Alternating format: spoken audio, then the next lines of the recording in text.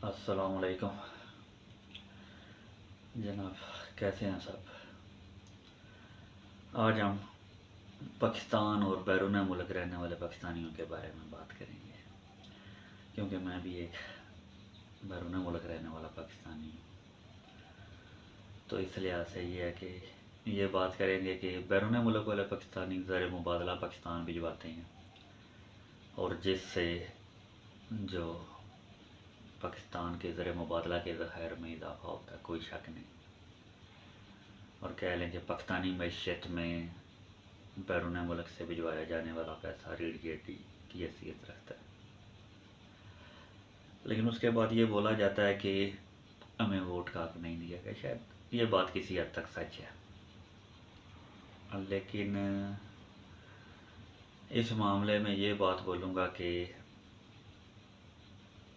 सिर्फ ज़र मुबादला भिजवा देना ही मसले का हल नहीं है। अगर देखा जाए तो पाकिस्तान में इंपोर्टेड अशिया को अहमियत देने में बैरून मुल्क पाकिस्तानियों का ज़्यादा हाथ है। अगर बात की जाए आज से 25-30 साल पहले की, उससे पहले ज़्यादातर मेड इन पाकिस्तान चीज़ें यूज़ होती थी, इस्तेमाल किया जाता था। उनके हर घर में मेड इन पाकिस्तान इस्तेमाल। लेकिन जैसे जैसे लोग 80-90 की दहाई में बाहर निकलना शुरू हुए, तो वो लोग जब 2-4 साल के बाद पाकिस्तान आते तो इम्पोर्टेड चीज़ें लेके आते। उसके बाद आहिस्ता आहिस्ता इम्पोर्टेड चीज़ों का रुझान पाकिस्तानी माशरे में बढ़ना शुरू हुआ। फिर एक वक्त ऐसा आया हर बंदा इम्पोर्टेड चीज़ों के पीछे ही भागा, और इसमें ज़्यादा हाथ बैरून मुल्क में रहने वाले पाकिस्तानियों का ही है, क्योंकि उन्होंने इस चीज़ को प्रमोट किया। मेरी बात बुरी लगी तो माजरत, लेकिन मैं खुद इस बात को समझता कि ये है। और ये ट्रेंड इस हद तक बढ़ा कि अब वो इस जगह पे चला गया है कि यार वो फलां शख्स बैरून मुल्क रहता है और उसने घर बनाया है, और उस घर में सिर्फ रेत, सीमेंट और बजरी वही पाकिस्तान का है, बाकी उसके दरवाजे, खिड़कियाँ, एक एक कील, सब कुछ बैरून मुल्क से इंपोर्ट किया हुआ है।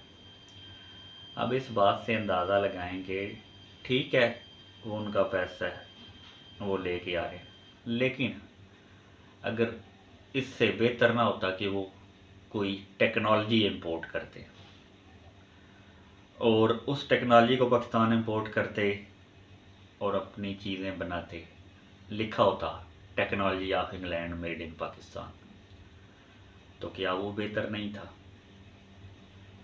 पाकिस्तान की तरक्की के लिहाज से क्या वो बेहतर नहीं था?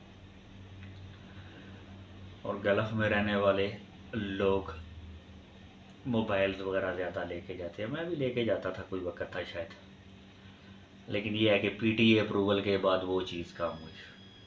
अब लोग इस बात को कहते हैं कि नहीं, वो एक का ख़त्म होना चाहिए। अब जिसने लेना है उसने एक का क्या और 10 का क्या, सबका टैक्स दे लेना है, और जिसने नहीं लेना उसने एक भी नहीं लेना।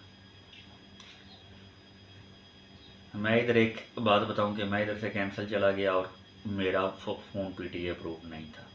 मैंने उधर जाके एक पाकिस्तानी अप्रूव्ड 4000 का मोबाइल ख़रीद लिया, और अपना जो एंड्रॉयड फ़ोन था उसको सिर्फ वाईफाई पे घर यूज़ किया करता था, मैंने उसमें सिम नहीं डाली। ये बंदे पर है कि वो किस तरह चलना चाहता है। और बात हो रही थी वोट की, जो मैंने की थी बैरून मुल्क के लिहाज से, जिन बंदों ने 2 पासपोर्ट ले लिए उनको वोट का कैसे दिया जा सकता है?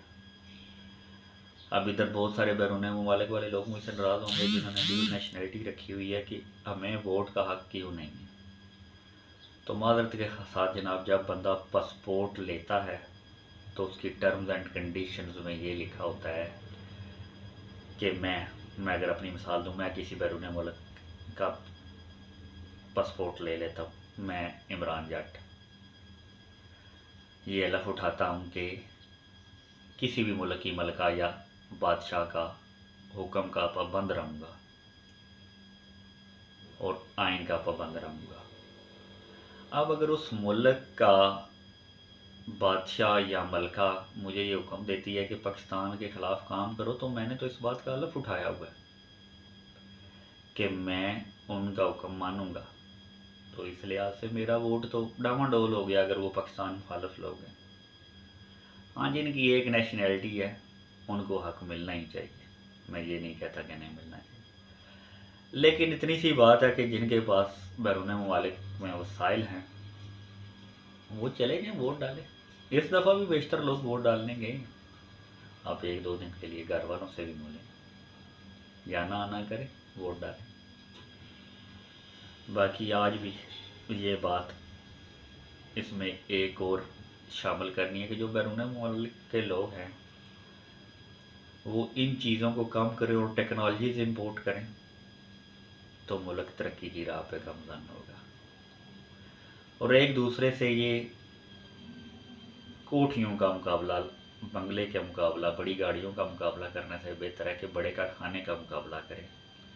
ہم نے اس سے بڑا کارخانہ لگایا تو ملک ترقی کر سکتا ہے۔ جزاک اللہ خیر۔ دوبارہ معافی چاہتا ہوں کیونکہ کچھ لوگوں کو ہو سکتا ہے کہ میری باتیں بری لگی۔ اللہ حافظ۔